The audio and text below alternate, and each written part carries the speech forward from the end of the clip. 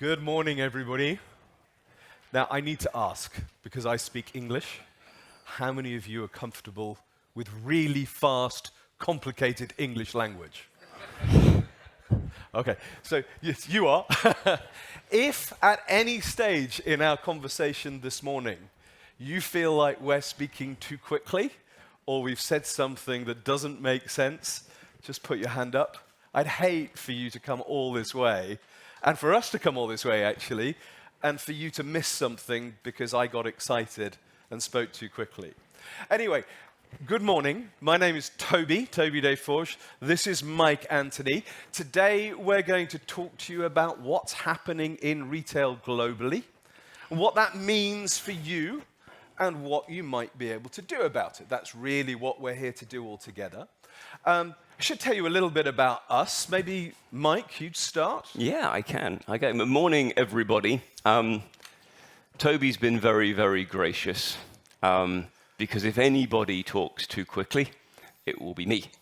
I've already briefed the two wonderful ladies over there, so if any of you see a woman waving frantically in the corner of your eye, it's them trying to get their attention and telling me to slow down. So just a brief introduction of myself. My name is Mike. I've really had two careers. I spent the first part of my career working for consumer goods companies. If you haven't spotted my accent, I am British. I started my career in the UK working for a British company called United Biscuits that makes biscuits and cookies. And they took me to lots of parts of the world. They took me into parts of Russia and the former Soviet Union, into Africa, and finally out to Asia, where I was running their marketing business. And after working with them for a long period of time, I then worked from biscuits to Barbie dolls. I worked with this young lady here as a sales and marketing director for Mattel. Mattel is not quite like it is in the movie. Actually, there are some similarities to the Mattel I knew, but I won't say anything more because I could probably get sued. But that was my first career, and really, I share that because that was the origin story of why I am here today. Because it was working with these companies, and particularly working with this lady here, that I got really interested in the whole shopper bit. The reality that we as a marketing organization were spending an enormous amount of effort trying to get 8-year-old girls to fall in love with this. But then when you went to a big store, it was just boxes and boxes of dolls, not the beautiful Barbie. And secondly, sometimes that 8-year-old girl wasn't there. And it was dad or mum or granny or mum and the daughter having a fight over which Barbie doll they should buy. And it made me realize that in all of that marketing that we were doing, we were really not focusing enough on this point. And really that, through another couple of changes, was the seed of the idea that became Engage, the business that Toby and I founded. And I think you're going to tell everyone about that. I am. I might tell you a bit about myself first, because there is another significant woman in this chart. I don't know if anybody recognizes her, but this is the goddess from Columbia Pictures. She was the end of my career as a formal manager. I started my career with PepsiCo, I went to Mars, then I got a much, much sexier job working with a movie company, and this might appear to you to sound very cool, but what on earth has that got to do with shopping? Well, when I was at Mars, I did the first piece of category management work that was ever done in Europe. When I was with Sony, which is the business that owns Columbia Pictures, I did the first piece of shopper research in the world as to why we buy pre-recorded films, videos, and music. So it's quite an interesting segue into this area.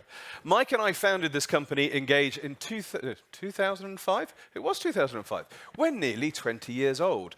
In that time, we've done an awful lot of things, but many of you, and if you don't know this already, many of you might have come across our book, The Shopper Marketing Revolution. If you haven't come across that book, I actually have a contract which says every time I stand up in front of people like you, I need to tell you that it's available globally on Amazon and it's the #1 best-selling book in the world on shopper marketing. Now, that's a great thing to say, except, of course, there are only 2 other books on shopper marketing in the world. Actually, there is a third now, I think. So our friend Roman over here has written a book on merchandising, which, though it is written in Polish, looks amazing. So I would suggest that you catch up with him while you're there.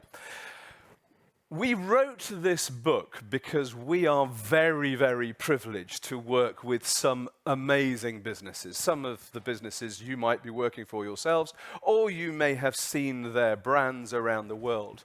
And we've spent the last 20 years learning about how we behave as shoppers, driving insights into that behavior in all sorts of different categories and in all sorts of different markets.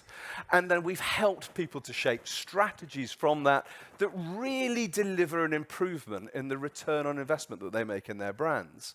And we've helped people in marketing and sales from all sorts of different organizations become more competent and capable in managing that. So we've got a bit of a pedigree, we've got a bit of a track record of working in this space. So let's talk a little bit about what's happening in retailing, what's happening for us when we're shopping. Now, most of us will be fixated on the tough times. Life is not easy at the moment globally, and life doesn't appear actually to be getting much easier. So we could quite easily, for the next hour, fixate on where we are today in terms of the cost pressures that we face, the challenges that we face as businesses. But actually what we'd like to do is to talk about solutions to those challenges. But in order to understand what we should do, we need to think about how we got where we are today. So let's go back in time a bit. For the first 4 or 5 decades of supermarket retailing, there was really only one trend to talk about. You know, if we were doing this 10, 15 years ago, we'd be talking about retail consolidation. We'd be talking about big retailers buying up real estate, expanding their footprints, bringing shopping into one-stop environments. That would have been the story. And all of us, if we weren't working for a big retailer, might have been quite nervous about what the implications of that would be on us. But that isn't today's story. Today's story is that despite all of the things that have happened with the pandemic, with the explosion in inflation, shoppers have been making different choices. Different choices about where they spend their time and money and how they engage with retailing. And what's happening is that shopping is becoming fragmented. So if you think about what's changed since 2012, what has emerged globally, what you've seen in this marketplace, there are all sorts of different changes. We have specialist retailers who are becoming more and more niche, offering more and more interesting and exciting products for us to experience in really interesting environments. And as they explore those niches, they break up our shopping patterns. If we are passionate, for example, about coffee, and we didn't go last night to the Nespresso store in the center of town, but I hear it's absolutely amazing. Maybe if we're passionate about coffee, maybe that's the environment where we would like to explore new products and new flavors. If we're excited about organics, maybe this is the space where we should be exploring the range of fruit and vegetables and packaged groceries that are purely organic. So that takes a small amount of our shopping out of the traditional shopping basket. We also have a massive change in the space that I think used to be called discounters. So this beautiful shop, well, who knows what shop that is? Who can tell me which brand you're looking at in that photograph? Can you guess? Any ideas? Say it again. No, but it's a good guess. Whole Foods is what she said. So Whole Foods, lovely American retailer, right? Very, very high end. No. Not Whole Foods. Another guess. Who would guess Aldi? No, this is Aldi. But it was a good guess. This is Aldi in North Shore in Sydney. Yeah? It is not a discount retailer as we would have imagined it, right? And indeed, what you can see on the badges on the side are the awards that these businesses are winning from all over the planet, bringing new ideas, new innovation into an area of retailing that we used to consider to be cheap. So discounters are changing and evolving. So, by the way, are convenience stores. Believe it or not, this little restaurant is a 7-Eleven in Thailand, specializing in providing food on the go with all the grocery products right in the far corner of the store.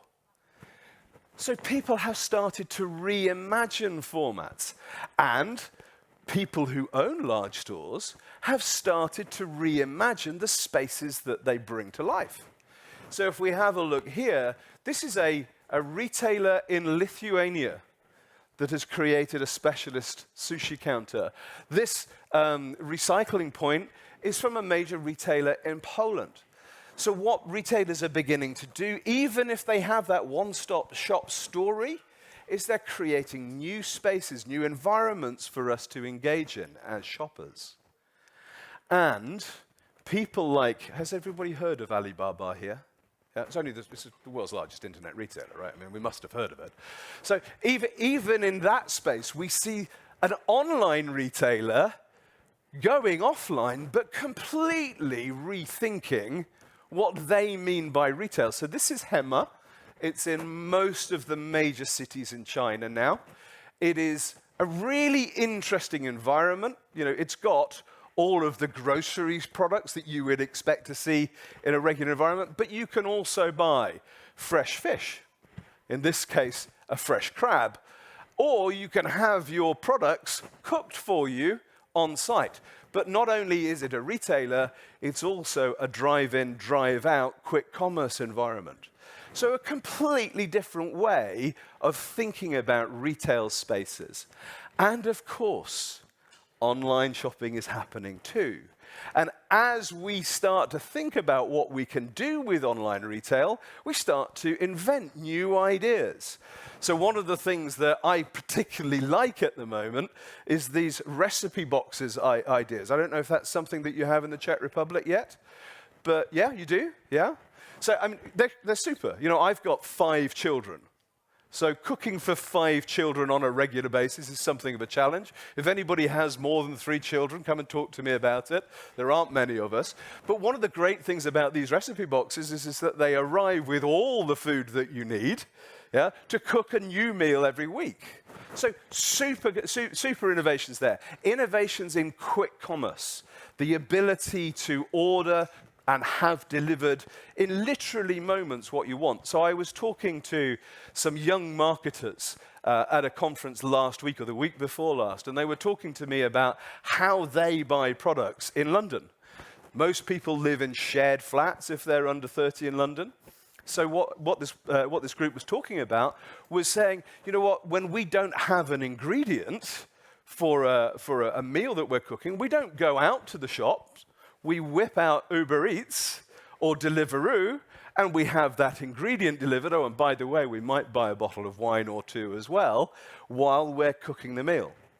And also, there are innovations like subscriptions that are changing this. All of this is leading to a change in the way that shoppers interface with retail. And retail itself is becoming a brand or an opportunity that non-retailers are really thinking about. So those of you who are on TikTok will already, I hope, probably be experiencing some of the retail offers that are there, or on Instagram. And as this continues, as this wave of innovation, this revolution in retail continues, we are going to see more and more interesting shopping environments emerging. But that has a consequence, doesn't it, Mike? It does indeed. It does. Thank you very much, Toby. It's very exciting, isn't it? I mean, I've been in this industry for Too long, you can tell, grey hair. And this is, for me, probably the most exciting time to be in the world of consumer goods and retail. Stuff is happening. And it's also, it appears, from what Toby has presented to us, a pretty damn good time to be a shopper. We have arguably more choice about what to buy and where to buy it and how to buy it than we've ever had before. It is the glory days of shopping. But it doesn't come for free. Because all of that complexity, more channels, more activity, more promotions, more differentiation, that all drives more complexity. We have retailers who built stores when Toby was presenting that first slide, thinking that everything was going to go into one shopping basket. It's hard to get rid of a store, but we've got to do the e-commerce bit as well. And we've got to open new formats, and. So there's more cost. Now, the shoppers love all of this. I see survey after survey telling me that shoppers love this omni-channel experience and love brands that show up consistently for them. But how many of those shoppers say, and yes, I understand that this complexity drives cost, and I am willing to pay extra for it? None of them. Because we, as shoppers, have been trained to like stuff for free. Has any of you been onto the Google Play Store or the Apple App Store, and you found an app that you really, really like, and then you scroll down, you're about to click on it, and it's like $1, and it's like, that's a bit expensive, isn't it? Which is absolutely nuts, right? This is something that's going to save you time, give you entertainment, or whatever it might be. And we're like, yeah, I know, but this is the world where free is the highest price I'm prepared to pay. So we have a dilemma. Now, that would not be a problem if all of this complexity drove growth. But it doesn't always do that. To put it differently, this young lady does not clean her teeth any more frequently now that her dad buys toothpaste online. When that order arrives from Amazon or wherever he bought it from, he doesn't shout out to his wife, "Honey, we've got some toothpaste. Let's clean our teeth one more time tonight. Let's invite our friends around for a toothpaste party." Nope. We stubbornly continue to clean our teeth approximately twice a day around the world. So there is a challenge, and that manifests itself in pain. I pick Aldi just as a discounter. We know that discounters are doing well, but all of that doing well comes at a price if you look at what's happened to some of their profit numbers in the short term. Retailers turn to one of their favorites as a tool to cope with this challenge. The evolution of private label is accelerating as a way to take share, take sales, and drive profit. Tesco in the UK, probably the leaders in private label architecture. They'll have a very basic product which will be at a low price to compete with the discounters. They'll have a mid-price private label to compete head-on with a major brand. And they'll have something called Tesco Finest, which is even better than the best of the brands. Surrounding, looking, and trying to capture every single need.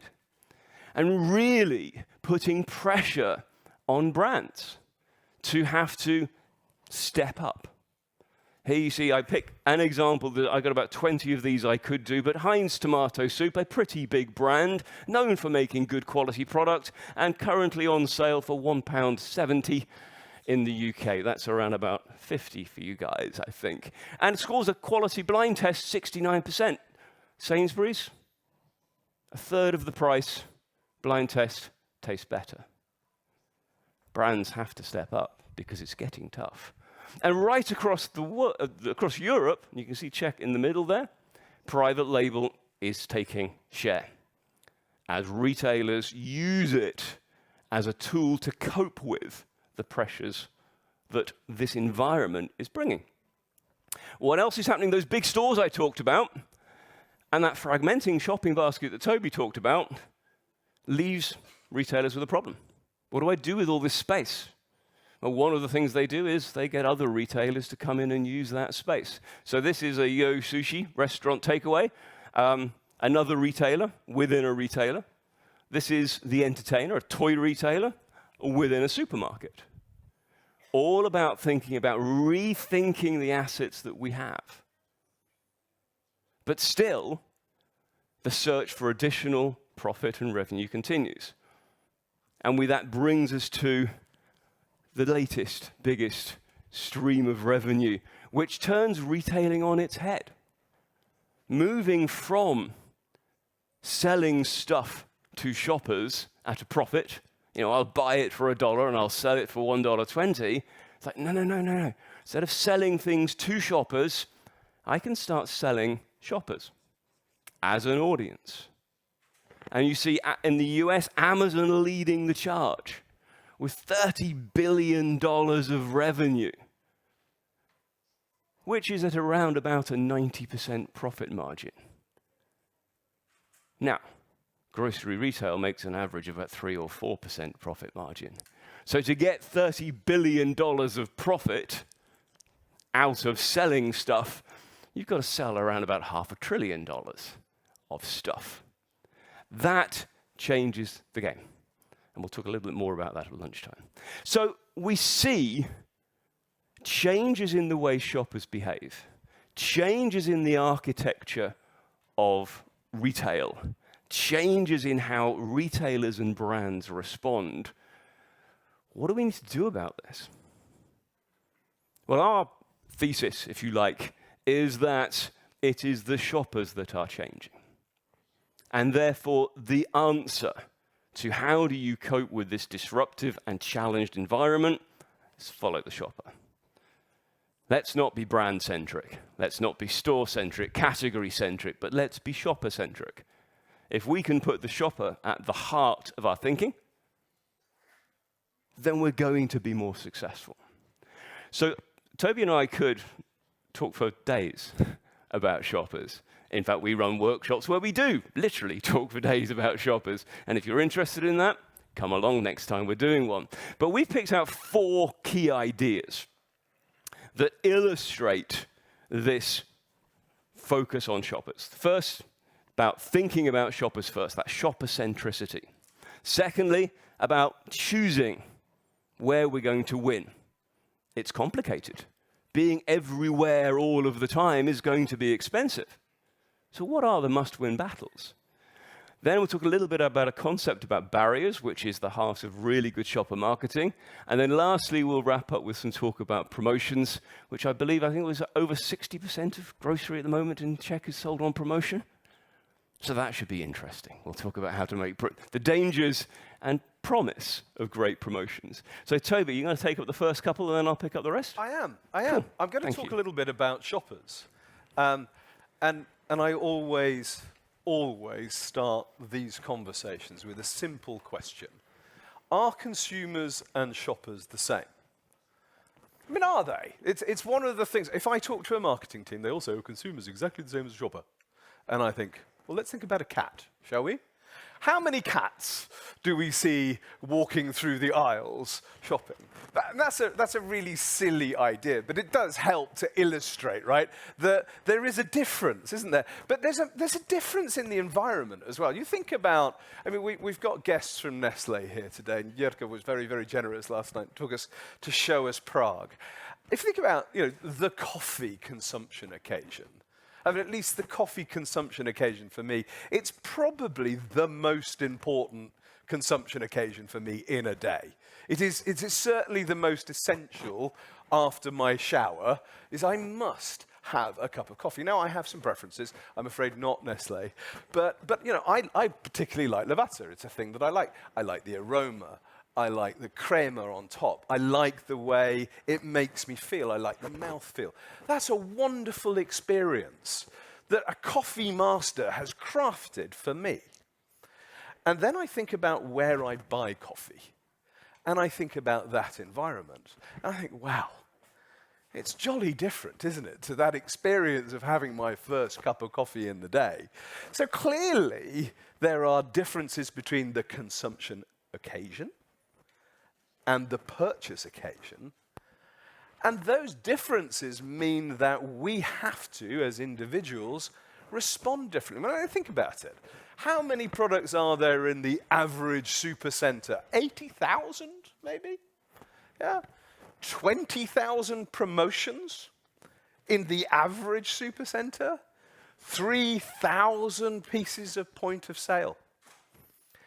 And our job in all of that is to find 40 products.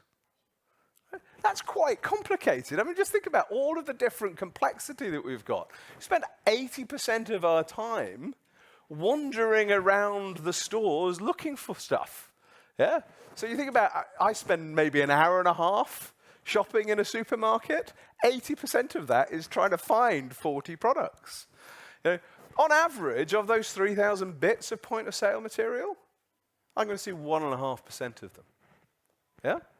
If I'm online, I'll get less than 0.1% click-through rate. I'll spend exactly 0.5 of a second exposing myself to promotions offers. I'll remember 15 words from a shopping trip. I'll bet you that one of them is exit. I'll also bet you that one of them is toilet. Yeah? So that's not very many words that are brought in. I'm going to spend 3 seconds at most fixating on a piece of point of sale material. 3 seconds. 15 words in 3 seconds. You can't write an essay on point of sale material, can you? It's got to be really, really punchy. And I can take in 4 chunks. I like that word. Chunks. I can take in 4 chunks of information at any one time. As shoppers, when we're in these environments, we're behaving incredibly complexly. And the really interesting thing is that we know nothing about that behavior as individuals, because all of it is done using that part of our brain, our system 1 brain that we call, that enables us as an evolutionary response to filter out what is irrelevant to us and enables us to be able to navigate things quickly, unconsciously, automatically. Disturbingly, it's also the system of our brain that enables us to drive an hour from home to the office and not really realize what we've seen on the way. So it's quite different to the brain that we might use in that consumption occasion. You think about what I described to you, the aroma, the crema, the mouthfeel, the experience. That's a very conscious way of processing information. I'm genuinely thinking about this. It's not an autopilot that's being engaged there. So shoppers genuinely think differently. And that means we need to be treating them differently, don't you think? We need to be helping them to find things. And we need to be able to understand how they're thinking in order to be successful. Let's have a look at this in a really visceral example. So I'm going to show you a slide in a second, and I want you to find the green square. Okay? I want you to find the green square. But I want you to find the green square in the time that you would give it if you were shopping. So you're going to see it for about a mouse click. Okay? And after that mouse click, I want you to tell me, you'll see it in a second, in which zone the green square is. So everybody clear on that? We're looking for a green square. Has anybody done this before? Excellent. You've done it before. Okay. Right, ready? Here we go. Did you find the green square? Hands up if you found the green square. Okay, I tell you what, we're better than that. Who didn't see the green square? Okay, fair enough. So, those of you who did, and by the way, they were probably looking at their phone. If you did see the green square, can anybody tell me in which zone that green square was? 5, over here, yeah? Over here, fantastic, well done. You're all right. You all did what we automatically and innately have trained ourselves to do, which is to deselect everything that's irrelevant to us. Yeah? If we did this with a room of 4-year-olds, they would completely fail. They would literally go shape by shape, and they would say, is it a square? Yes or no. Is it green? Yes or no. And they would fail at the task. But we have created a structure in our minds where we've deselected everything that's not green and everything that's not a square, and we did it in less than a second. Fabulous. But where were the blue triangles? Who knows where the blue triangles were? Does anybody have an idea where the blue triangles were? They're right next to it. Exactly. So you know, the funny thing about this is that tells us an awful lot about shopping behavior, doesn't it? If you're the blue triangle and I'm looking for the green square, it doesn't matter that you're side by side. Yeah? You didn't ask me to look for a blue triangle. You asked me to look for a green square, and my System 1 brain enabled me to find it. The point is that therefore shoppers do not and cannot look at the entire store. It's physically impossible. I mean, think about it. First things first, we don't have eyes that are positioned all over our heads. We're not spiders. Yeah? We have 2 eyes, they face forwards. We focus on a field of vision that's about 15% of that. Yeah? We can't see what's behind us or above us or below us. So of course we don't see everything in the store. And our brains are working with us all the time to help us not to be overloaded. Why would you treat somebody's brain the same way when they're shopping as they do when they're consuming? Why would you assume that the same messages that you put on a 30-second TV ad are going to work for that person when they're behaving just as you have done? Why would you assume that if you're promoting 2,000, 3,000, 4,000 lines, that the shopper is going to understand that those price points are better or not? We don't work the same way when we're shopping as when we're consuming. So we ought to be thinking about shoppers as they are and helping them. And that requires us to choose, to pick our battles, because we know that if we want to be everywhere at all times, it's going to cost us a fortune. Yeah? We know, for example, that online shopping is going to grow. We know that's the case. Yeah? It's likely that as younger generations come through, digital natives, people who are comfortable with the whole space, they're going to want to buy more and more online. That's fine. We know that, you know, the efficiency of a trip to a grocery store, think about that 20-year-old that I was talking to. She doesn't want to stop cooking halfway through the process and get an ingredient. She just wants to order it in. So we are going to see this change. But the really interesting thing is that it's extremely unlikely that all of us are all suddenly going to go into online stores. If we look at this data, not very long ago, when was this? This is back in 2000, is it 2022, Mike, from memory? Yeah? So just looking at a study that we did in the US in 2022, looking at all sorts of categories, what you basically see is people who only buy online are really, really rare. Really, rare. Thank you. So, this is what I like about Pilsner Urquell. So, really rare. And those digitally enabled shoppers, those people who are engaged in this environment, are exceptionally fragmented. They use loads of different environments.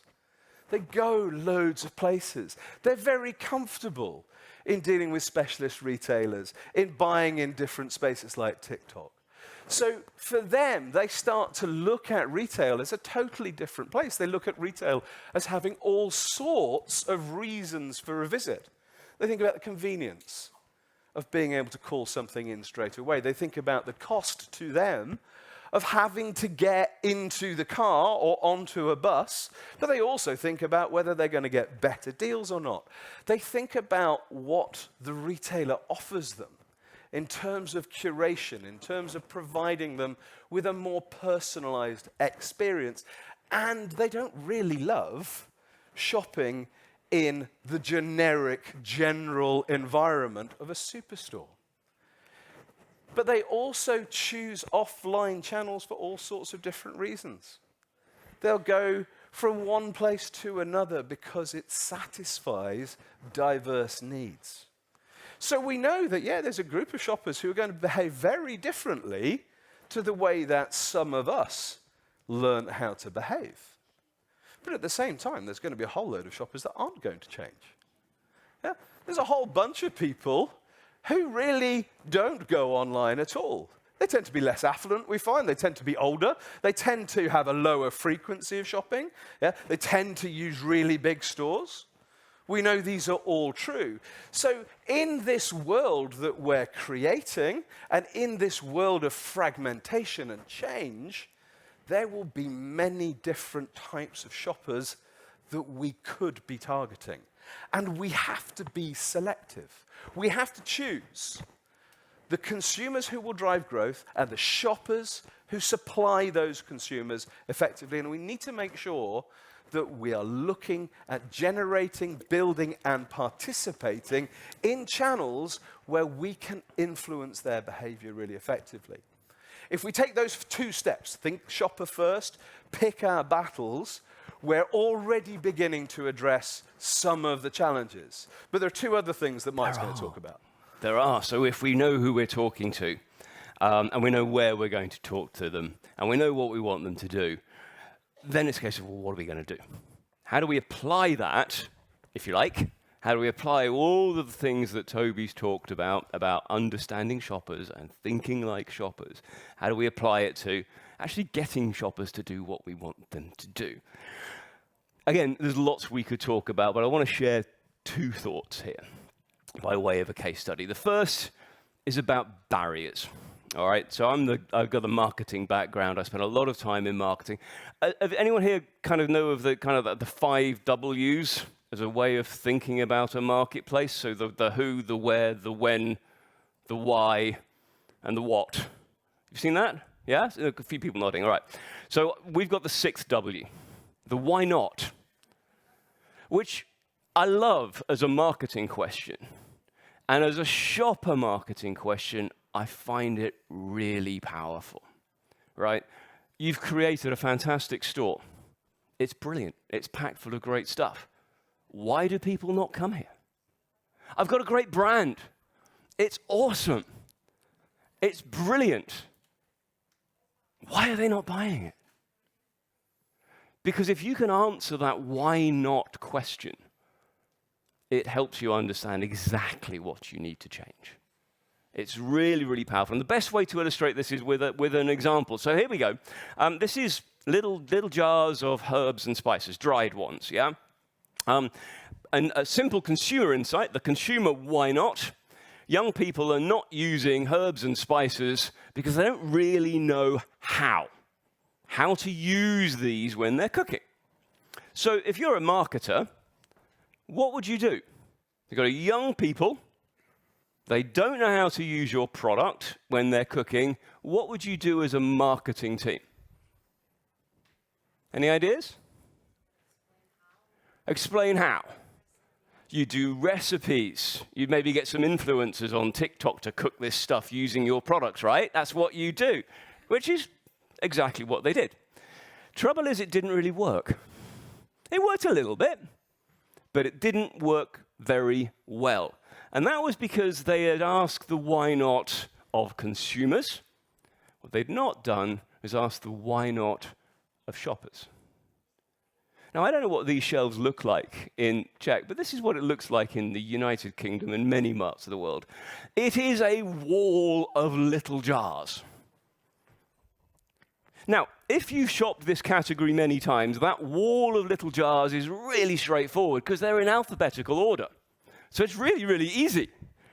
But if you've never, ever shopped that before, it's just a little bit terrifying.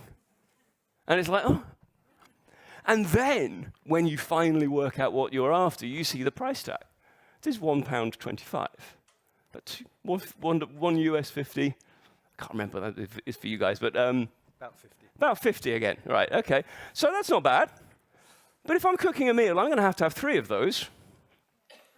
So I've just spent 150 on a meal I've never cooked before, ever, and I still haven't bought any meat or any vegetables.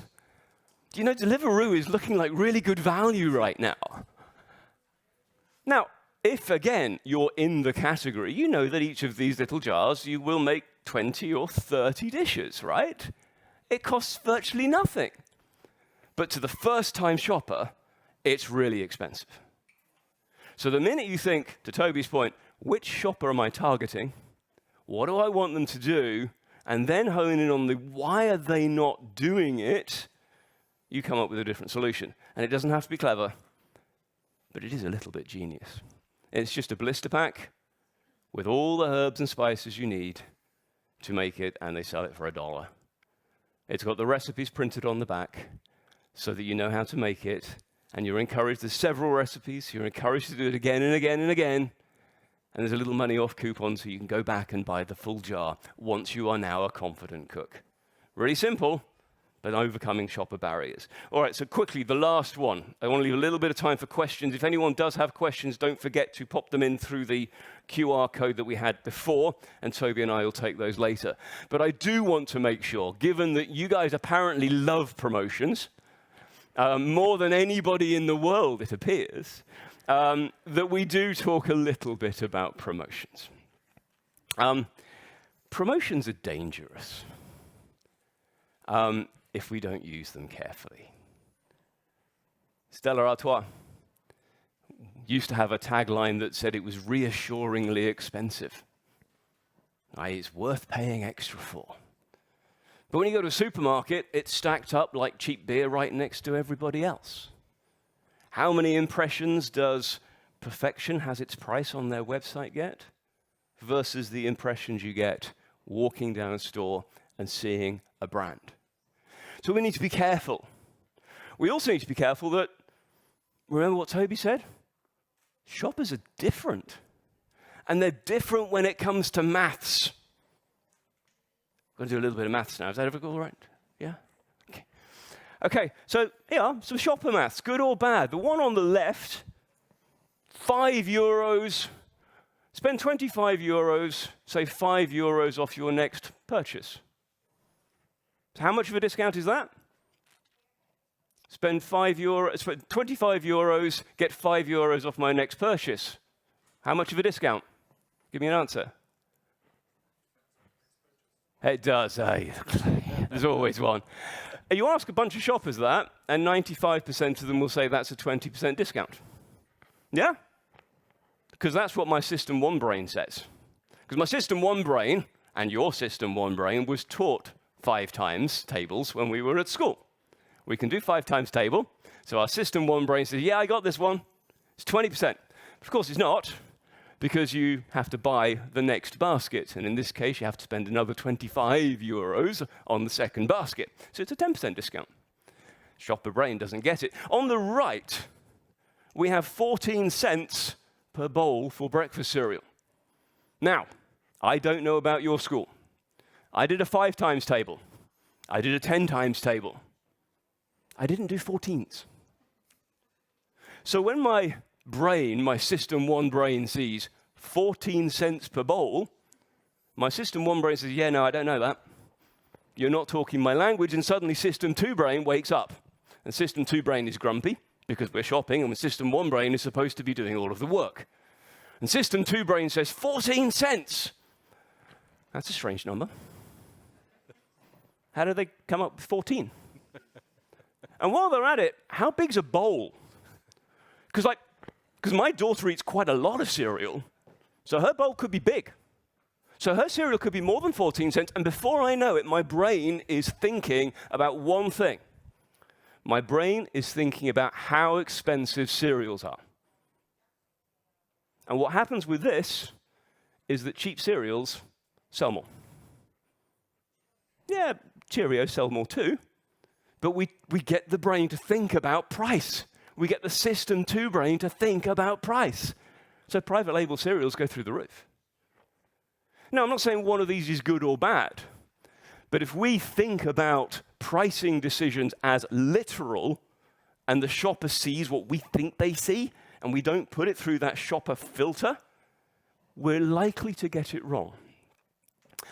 Now then, that was on price. Let's do promotions, I think. I know many of you guys, do you do giveaway premiums, like gift with purchase?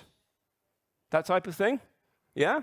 What sort of premiums have you ever given away? Can you give me some examples? What sort of gifts do you do? Do you do mugs, Nescafe mugs? Yeah, or hats, or T-shirts, free little things? Cool. These guys gave away a fridge. Yeah, that's a hell of a premium. You had to buy quite a lot of beer.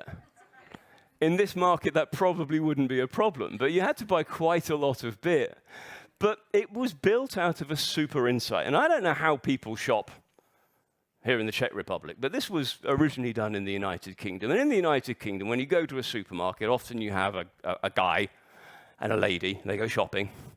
And the guy has the important job of pushing the cart and does nothing apart from lean on the cart until they get to the beer aisle, where he gets very excited. He gets all the beer and piles it in the cart, probably squashing all of the fruit and vegetables that his wife has lovingly chosen. And then they get home, and the guy puts all of the beer in the fridge. And if you're like me, he turns them all around so they're all facing forwards and looking gorgeous and looking beautiful. And then he leaves and goes and watches TV.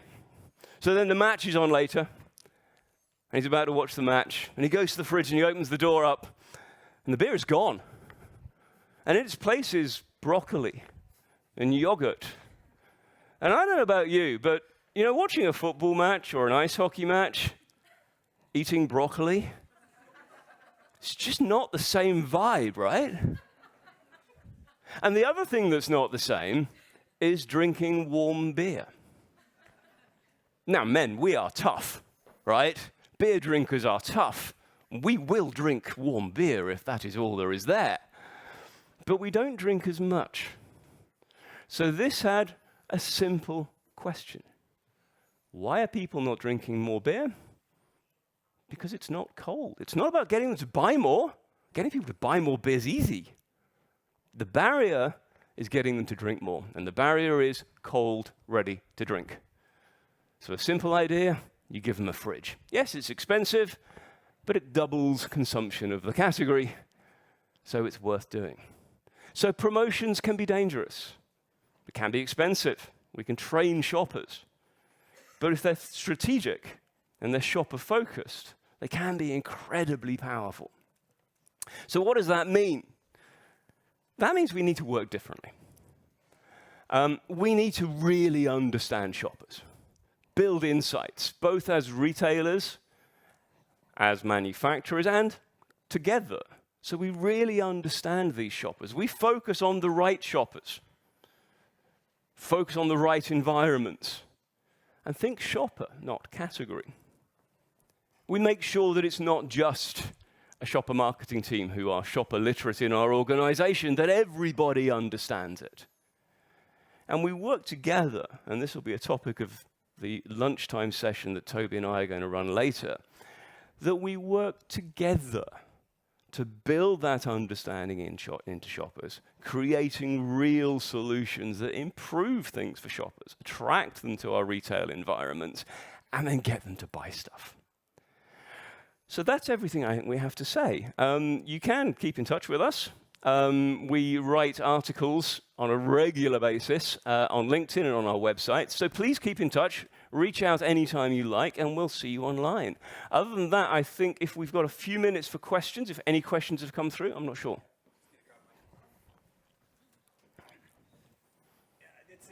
Did say one question there. We arranged with Ray that I'd take the questions because, sorry, after like 50 minutes of British English, I needed the people to hear the correct American English here. We're bigger. We're bigger than they are. We say as two nations divided by a common language. Exactly. Right? Absolutely.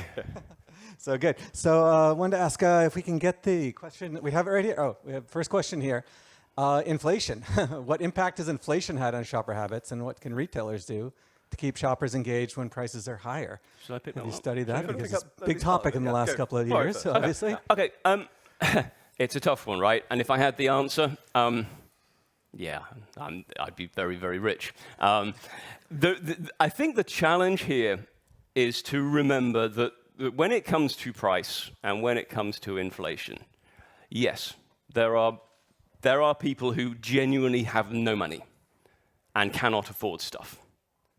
But the vast majority of the people in this room are working with people who have money. Their money is squeezed, but they are making choices and making different choices about how they spend their money. But they are still spending their money. It is about understanding that. Because all that happens when inflation hits is that one part of the value equation that rules how we make decisions and how we make purchase decisions has changed. That's all. We have a model we call shopper economics, which I haven't got time to explain it now, but looks at the economics of how a shopper trades off a great consumption experience, a great shopping experience versus the cost of time and money. And all that's happened is that value equation has shifted. So the answer lies in making sure you understand those shoppers. What's happened to the value equation? And what are the things that they still value, that they're still prepared to spend money on? And make sure you deliver the value that's required to justify the slightly higher price. And the other part of it is, yes, every brand, every retailer is going to lose people. If you become 20% more expensive, you're going to lose some people. You have a choice. You can be obsessive about, oh my God, how do we not lose people? Which is a fool's errand, because you will lose people. Or you could sit there and think, yeah, but who are we going to gain? Because for everybody who's trading down out of one cap product into another, there's somebody coming from above. Where are the wins that you can get in an inflation environment? There's always somebody else that's just become a little bit more expensive, and you can add value against that. That's what I would say. No, I think you've done that brilliantly. Thank you. I think you should have a round of applause for that. Thank you. Well done. Good.